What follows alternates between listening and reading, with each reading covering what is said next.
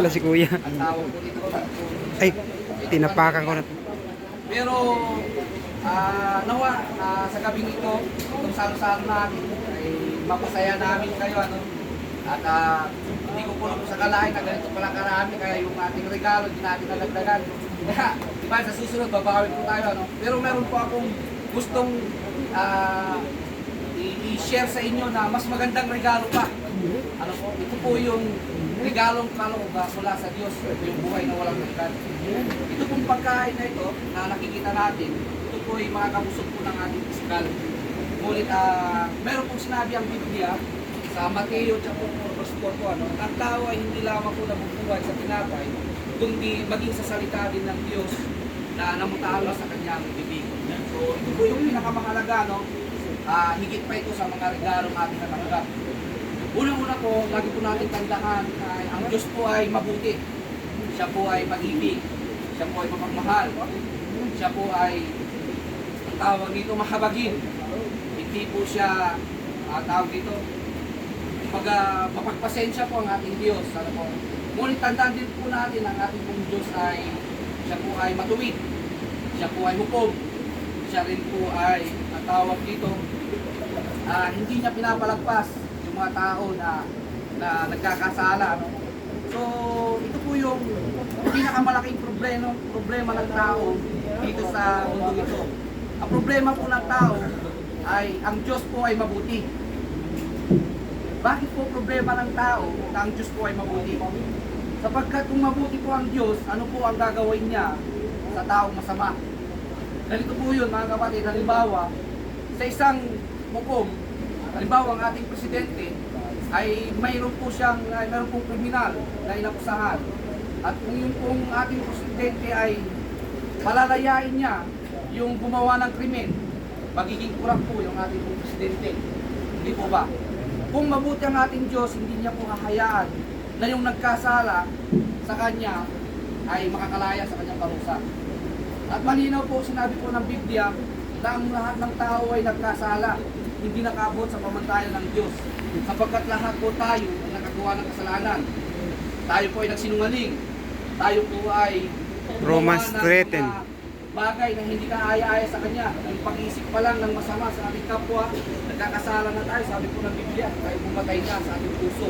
Yung tumingin lang po tayo sa babae, ay nagkakaroon na po tayo ng pagnanasa, nagkakasala na po tayo, nangangalunya na po tayo. So, sabi po ng Bible, malinaw po sa aklat ng Revelation na walang sino mang sinungaling, magnanakaw, nangangalunya, ang makakapasok sa kaharian ng Diyos.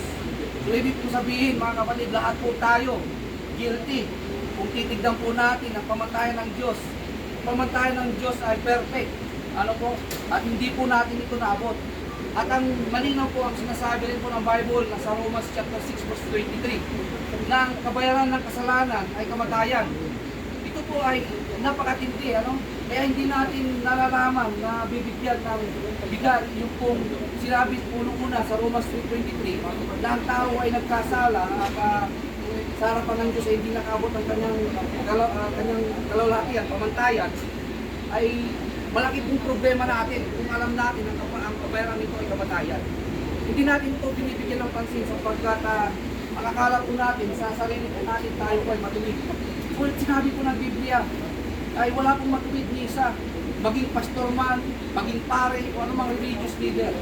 Wala pong relihiyon na pwedeng makapagligtas sa tao. Wala pong anumang sekta. Kami po ay narito hindi po para makilala ang anumang relihiyon. Narito po kami para sabihin po sa inyo na ang tao po ay makasalanan at pupunta siya sa impyerno sigurado. Ngunit mayroon pong solusyon para ang tao po ay baligtas at hindi po mapunta sa impyerno. Yun po ay ginawa po ng ating Diyos mismo. Ipinadala niya po ang kanyang bugtong na anak na si Jesucristo bilang kabayaran sa ating kasalanan. Isipin po ninyo mga kapatid, Diyos po ang umabot sa iyo at sa akin. Hindi po tayo ang umabot, hindi natin kayang abutin ng Diyos.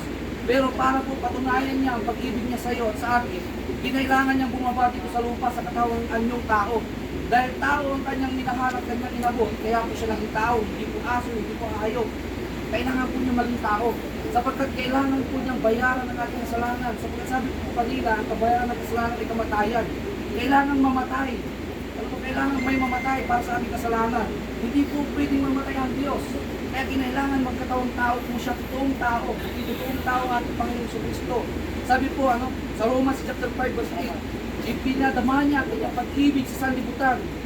Nang si Kristo mamatay para sa iyo at sa akin. Bilang kabayaran ng ating kasalanan. Tandaan niyo po mga kapatid, tayo po ay narito ngayon. At pwede po anytime. Tayo po bukas hindi na makagising.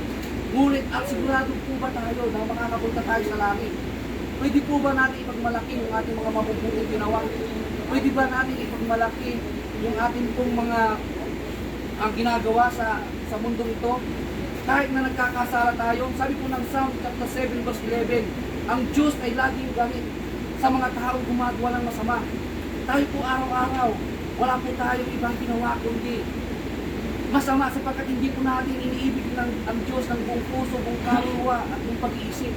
Yan po kung gusto po natin makapunta sa langit, yun po ang dapat natin gawin. Ibigin natin ng buong puso, buong lakas, buong kaluluwa ang ating pong Diyos. Ngunit hindi natin kaya gawin ito sapagkat hindi tayo makaalis sa Facebook, hindi tayo makaalis kay Cardo, hindi tayo makaalis sa maraming bagay.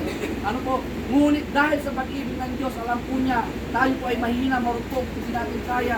Iligtas ang ating sarili, kaya nagpadala po siya ng ating tagapagligtas. Si Jesus Christ po yun. At paano po tayo napatawad sa ating mga kasalanan? Si Jesus Christ po, nagkatawang tao.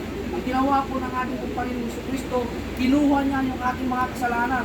Siya, bagamat walang kasalanan, ay naging kasalanan upang tayo mga makasalanan ay maging matuwid sa harapan ng Diyos. Ang ibig po sabihin nun mga kapatid, yung kasalanan mo kinuha niya at yun po ay dinala niya hanggang doon sa krus ng Kalbaryo. Naipako po siya doon na dapat tayo pong maipako. Siya pong nag-represent po sa atin. Kaya ikaw ay napalaya, napatawad sa ating mga kasalanan dahil mayroong nagbayad sa iyong kasalanan at sa aking kasalanan. Yun po ay si Jesus Christ. Mga kapatid, sa korte po,